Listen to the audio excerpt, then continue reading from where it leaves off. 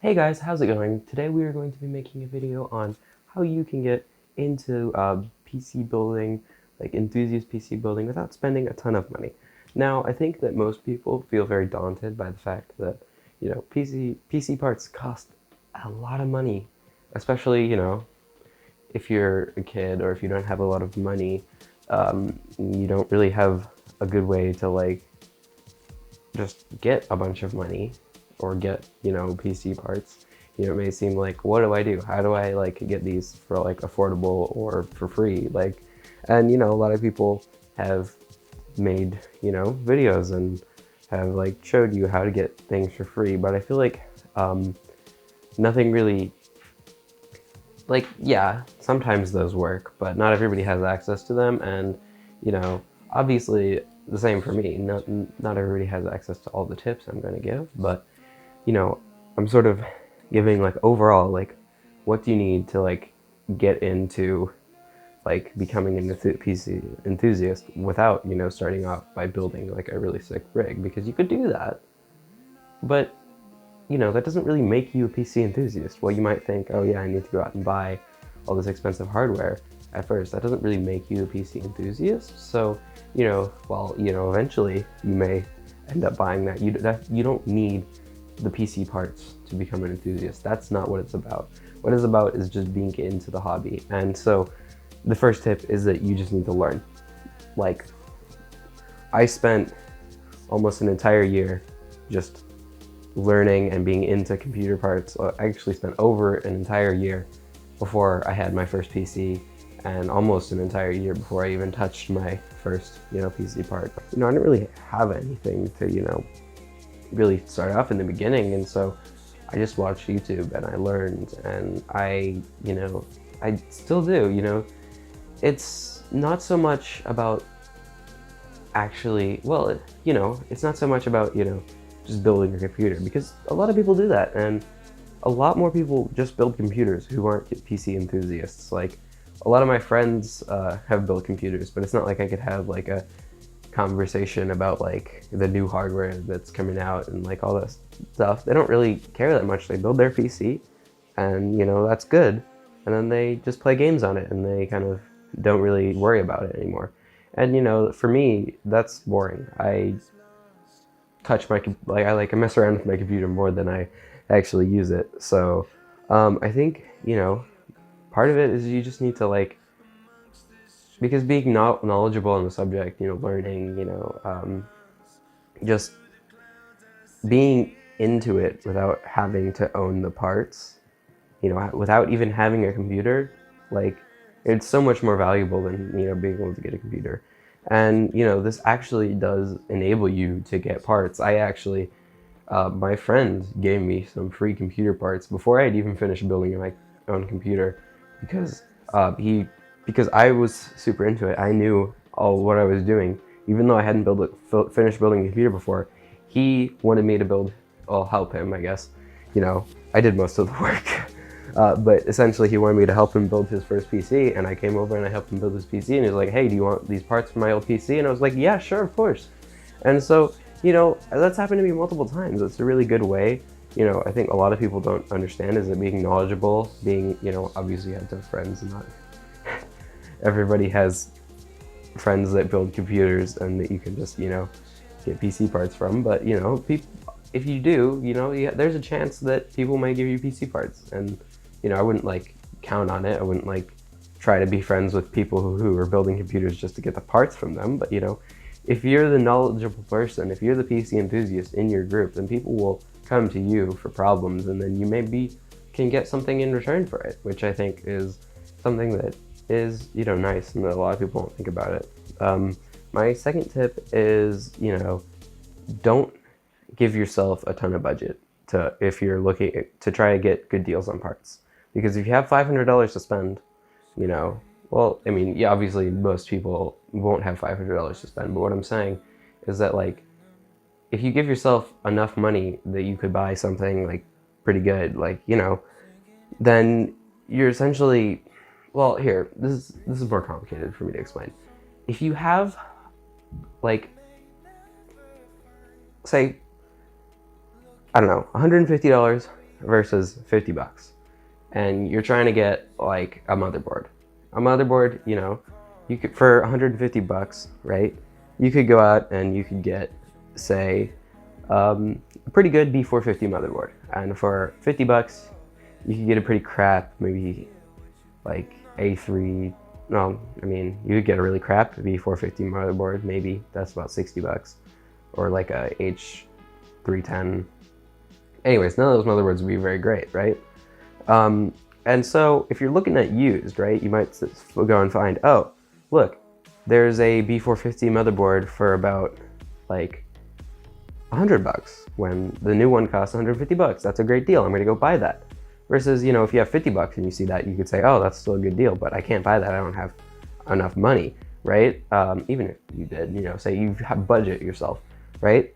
And you could come across something that is a lot more valuable. Like, for say, I went to this computer recycling center where essentially people give them old computer parts they're throwing away, or not throwing away, they donate parts maybe to get rid of them, and you know, they get all these computers and they just take out the parts and you can buy the parts off of them. And so essentially they're making money and they're not buying the parts from the people, so essentially they can give it to you for really cheap. But I found an X58 motherboard, 24 gigabytes of RAM, an i7 960, and a Noctua NHD 14 cooler, 90 bucks.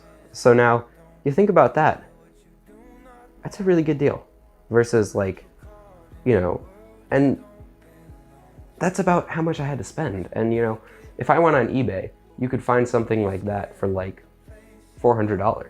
And you know, that's not a great deal. But say you found it for $200, you would say, that's a great deal. I'm gonna buy that. But you know,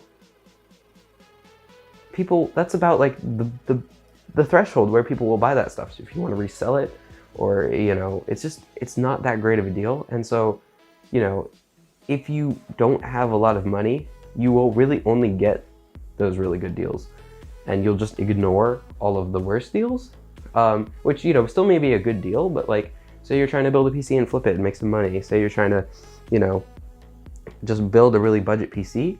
You know, you don't want to get like distracted by things that may be like a good deal but not a great deal, because in the end, you know, you'll be like biting yourself in the ass because you could have gotten something better, or it's just not that great. And you know, I've seen many people who try to, you know, do that and then flip a build, and it's like, yeah, it's like not a bad deal, but nobody really wants to buy it because it's not a great deal. Well, like for a PC, like, you know, maybe it's worth like $500, but that doesn't mean you should sell it for $450. That means you should sell it for maybe like 200 bucks. People will buy it then. And if you can make a top profit at 200 bucks, you've done a great job. But, you know, if you try to sell it for 450, nobody's going to want to buy it because it's not that great of a deal. And, you know, like some people who just get rid of stuff and they don't know what they have are going to get a much better deal out of them. Even if you put time and money and you flip it and it's nice and cleaned up, like people aren't really going to give you that much more value for this. Anyways, maybe I'm stop talking about flipping, but you know, this is the same for, you know, getting into stuff. You need to like make sure that what you're getting is a great deal, a once in a lifetime, not a once in a lifetime thing. What am I saying? Like not something that you could see every day. Like, you know, going on eBay and buying something used for about what it goes for used on eBay is okay, but you're not really gonna get that much of a great deal if you do that. So, you know, just keep an eye out for like things that people who don't know what they have, or like special things where you can get a much better deal. Yeah, so another thing is giveaways, of course. And you might think, oh yeah, I've entered in a bunch of giveaways and never win anything. First thing, you need to go into the giveaways not expecting to win anything. Because if you do that, you're gonna put more, like, maybe there's not more effort, but you're gonna think about it more. You know, it's gonna be more disappointing. If you just enter in the giveaway, forget about it. Well, make sure that you all have a way of knowing if you win, because if you don't, then that would really suck. But, you know, just don't think about it, because if you do, then you're gonna get yourself down. You're gonna focus on why am I not winning? And, you know, like, I think when you start to think about it, like, it feels like I've entered in all these giveaways and I've never won. And like, it seems kind of stupid, but you know, if you really think about it from a logical standpoint, like obviously, like thousands of people are entering in this, and you know, even if you've entered in 1,000 things and only 1,000 participants per, you know, thing, you still only have, like, you don't have, like, there's no guarantee you're gonna win anything. Like, you know, that's not how odds work. There's no like luck. There's no, you don't, like, even if you don't deserve it. Like, and you know, sometimes, you know, you might be able to get more entries by doing all these things. Like, if it's easy, yeah, go get those more entries. But if you have to do all this, if you have to like go to that person's Discord server and get to level 5 in their Discord and like all of it, like, it's dumb. Don't waste your time. Like, of course, if you're already in a Discord community or something, you're doing a giveaway, then yeah, you know, you should participate in that. That's great. That's one of the best ways, because, you know, maybe like, you know, you could be able to win something versus like where it's a much smaller community. And I would say follow like smaller companies on Instagram. That's really your best chance to win things, because, you know, Instagram giveaways, like not through Gleam, through like comment giveaways, actually are the best way to win things, I think, because, you know, it requires you like, you know, tag a few people in the comments, which may be a little bit annoying, but, you know, people, I think less people end up doing that. And, you know, it's just an Instagram, I don't know, it's the way it works. It's like, you know, if you find an account with like 1,000 followers, right? And they do a giveaway, you know, maybe only 100 people will enter, and then you have 100 chance of winning. And obviously, you know, don't think about it like, oh yeah, that means I'm going to win, so I'm only gonna, like, but, you know, if you enter, like, those things, like, I've never won anything off of Gleam, and I've won, like, 3 things from Instagram giveaways, which is really lucky. Like, I'm not saying that, like, if you do exactly what I do, you're gonna get the same results. I'm just lucky. But, you know, it's really helped me out a lot, having a really nice power supply and CPU cooler, and well, now I have some RAM. I still haven't gotten a chance to use it. Once I upgrade to Ryzen, I will, though. But, you know, it's just like, you need to, like, you know, just, if you see a giveaway, enter it, forget about it, you know, and make sure you're following, like, smaller accounts on Instagram, like companies, because they will do giveaways every once in a while. And, you know, it's not like NZXT where they have like over 1 million followers or whatever. I can't remember what it is, but like, like, don't think you have a chance of winning at that. Like, I mean, you do, but like, you know, sometimes there's not really much of a point in entering in those. And, you know, well, I don't know. Look, there's not that much strategy. You just gotta like enter in giveaways, and, you know, you might win, and that could really help you out. So, you know, it's a really cool feeling to win something, especially for the first time. Like, I know I was like, wait, what? This actually happened to me? And, you know, for a while it kind of gets in your head. You're like, oh man, I gotta enter in more giveaways. It's like, oh darn, I didn't win, what?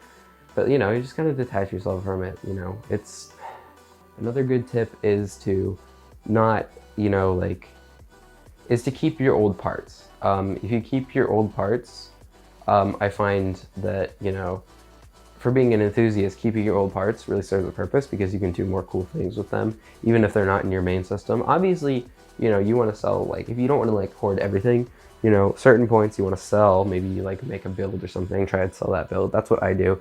It really helps me afford new things, but you don't want to like sell everything off until you only have your own system. Because then if you want to mess around with stuff, you have to take everything apart. You can't do any other builds or any other stuff. So I think that it's really helpful to not sell everything you have to try and get like the best thing, because, you know, if you're a PC enthusiast, you know, it doesn't really matter that much if you get like amazing stuff in games. And like, you know, part of the PC enthusiast is to get something super cool that, you know, runs really fast and does like all these frames. And but like, you know, I think it's more important to have, you know, hardware to mess around with, to like play around with, you know, than to have, you know, hardware that you don't really want to take apart all the time because it's in your main system and you still have to use it. And, you know, like, obviously at the beginning I was always playing around and taking apart my system, and I still am, but it's nice to not have to like take apart your system all the time if you want to do anything with your PC parts. You know, it really slows you down. And, you know, I want to get to a point where I can have a system that I just only mess with maybe like, you know, a month at a time or something, or you know, I get most out of it of rebuilding it very constantly. rather than like always, you know, taking it apart or missing things or swapping parts, because, you know, I still do that a lot. And the one really bad side effect is that cable management is just not something I can keep up with, because like, you know, I'm constantly having to rewire things and like move wires around and take wires out. And it's like, if I cable manage, it's just like, you know, if every single day you're messing with your computer, how can you keep it cable managed? You know, if you can, I really commend you, but I can't. Like, it looks all right on the front. It looks clean on the front. That's good enough for me. I just leave the cables all hanging out the back of my computer. I don't even put the side panel on. You know, hate me all you want, but it's too much. Too much to do. I do a good job when I do a full build though, so maybe don't hate me as much. Let's just say number 5 is to, you know, sell like builds and parts, and, you know, try and, you know, sell stuff, because if you do that, you know, you can make money, and that actually allows you to buy more parts than you would. You know, you can try, I've tried to do this. I've tried to like sell just like, oh yeah, I'll build you a PC, just pay me up front and I'll build it for you. And I actually did that once. It worked out fine. It was a little bit complicated and weird. Anyways, the guy just ended up paying for the parts, and he sent me a computer case. Well, I mean, obviously he didn't know exactly. I told him, like, you know, we worked it out, but essentially I got a computer case out of it, and I built him his computer. So, you know, I never really got paid, but, you know, we worked it out, as I can't really use PayPal. I'm not 18 yet, so. But anyways, right, so, you know, just do that kind of stuff. Like, if you can hunt deals every once in a while, like I, you know, sort of put together some deals. I had these motherboards. I bought a couple of them. They were, what was it, like H55 motherboards. You can put a cheap Xeon in them, and, you know, that's like a really cheap build. You know, I threw in a graphics card. Eventually I had a full build. It took me a while to get a full build, but I think it's better to take a while and make sure you get really good deals than to like get all your deals at once and like, you know, overpay. But, you know, once you have a build together, you can sell that build, and, you know, you can use some money to upgrade your own system or other things, and you can buy more parts. And, you know, as you upgrade, you'll get parts from your system that you can put into other builds. And, you know, you're always building computers, and if you're selling those computers, that means you can build more computers. And I think that's like what a lot of actual enthusiasts want. If you're an actual enthusiast, you know, you just want to build PCs. And so, like, you know, it's boring to just have one PC. So, you know, it's a way to keep going and building more and more and more computers all the time, is to just, you know, like, buy cheap parts if you find them, put together builds, sell them, and use it to buy more cheap parts. It's a good cycle. You can actually do that with your own system if you don't really, I mean, I guess I would consider doing it once, you know, just like keeping a drive, switching it from system to system, and just like, you know, build a system, use it for a little bit, sell it, build a new system. Although that's a lot of downtime, so as long as you don't need to use your computer all the time, that could work as well. So yeah, those are my tips, I guess, for, you know, how to get into becoming a PC enthusiast if you have little to not a lot of money. Well, I guess little to no money, and you really want to get into, you know, if you really want to be an enthusiast, this isn't just people who just want to build, you know, build a PC. If you just want to build a PC, this doesn't really help you.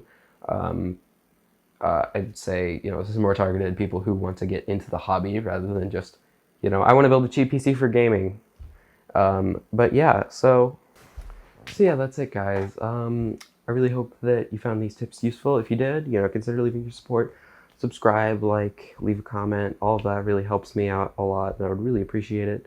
So, you know, if you did enjoy this video, oh, well, oops. But yeah, so I will see you guys in the next one. Goodbye.